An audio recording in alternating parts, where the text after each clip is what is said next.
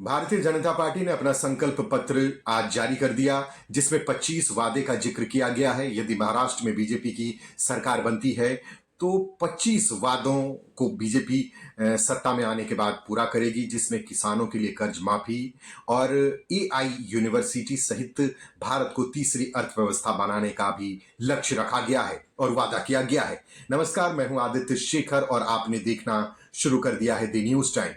जब संकल्प पत्र जारी कर रहे थे गृह मंत्री अमित शाह, तो उनके साथ महाराष्ट्र के उप मुख्यमंत्री देवेंद्र फडणवीस मौजूद थे मंच पे और महाराष्ट्र प्रदेश के अध्यक्ष जो है भारतीय जनता पार्टी के, वो भी मौजूद थे और केंद्रीय मंत्री जो पीयूष गोयल हैं वो भी मौजूद थे और कई बड़े नेता मंच पर मौजूद थे।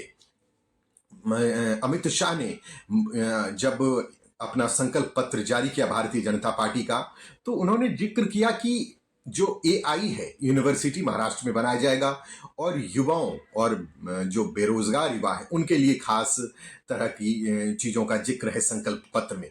और 25 ऐसे पॉइंट को इंगित किया गया है जिस पर भारतीय जनता पार्टी की सरकार बनने के बाद काम किया जाएगा। आपको बता दें कि 25 लाख लाखपति दीदियों को बनाया जाएगा और इसमें अहिल्या नगर में देश की पहली एआई यूनिवर्सिटी बनाने का वादा भी शाह ने किया है।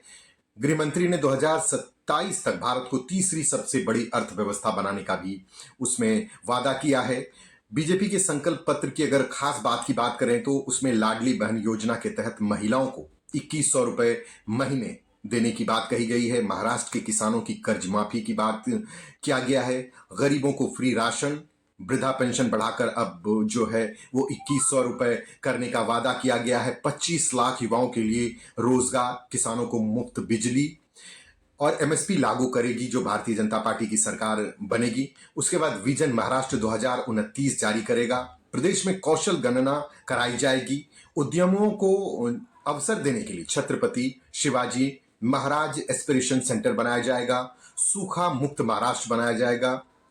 ऐसी तमाम योजनाएं हैं जो कि उसमें जिक्र किया गया है। महिलाओं का सशक्तिकरण के लिए और कृषि के लिए सोलर एनर्जी का जिक्र है। रोजगार के अवसर सृजित करेगी। सस्ते आवास और स्वच्छ जल, बुनियादी ढांचे में निवेश, सड़क और रखरखाव और विकास के लिए भी काम किया जाएगा। डिजिटल कनेक्टिविटी को के लिए भी प्रावधान किया जाएगा। परियोजनाओं को प्रभावी तौर पर लागू करने के लिए और उन सारी चीजों को किस तरीके से क्रियान्वित किया जाए उसके लिए एक खाका तैयार किया गया है। और आपको बता दें, भूतपूर्व सैनिकों और शहीदों के परिवारों के लिए पुनर्वास का भी इसमें जिक्र किया गया है और जो राष्ट्रीय नायक हैं उनके सम्मान की बात कही गई है।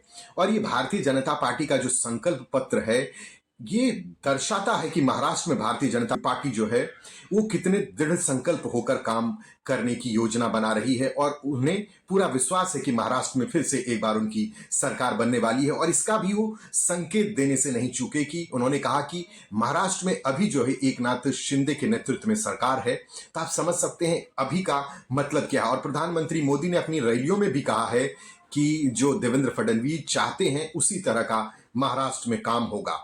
तो कहीं ना कहीं इशारा जो है भारतीय जनता पार्टी का वो साफ तौर पर ये दर्शाता है कि अगली जो सरकार होगी वो भारतीय जनता पार्टी की नेतृत्व वाली सरकार होगी और उसके मुखिया जो होंगे देवेंद्र फडणवीस ही होंगे।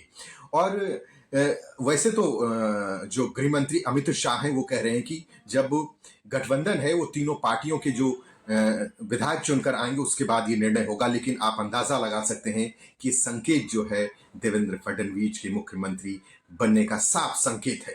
मुख्यमंत्री कौन होगा, तीनों पार्टियां इकट्ठा बैठकर इसका तय करेगी। हम शरद पवार जी को कोई मौका नहीं देंगे। आपका इस संदर्भ में क्या कहना है हमें कमेंट बॉक्स में लिखकर जरूर अवगत कराइएगा। फिलहाल के लिए इतना ही। हमारे साथ बने रहने के लिए आपका धन्यवाद।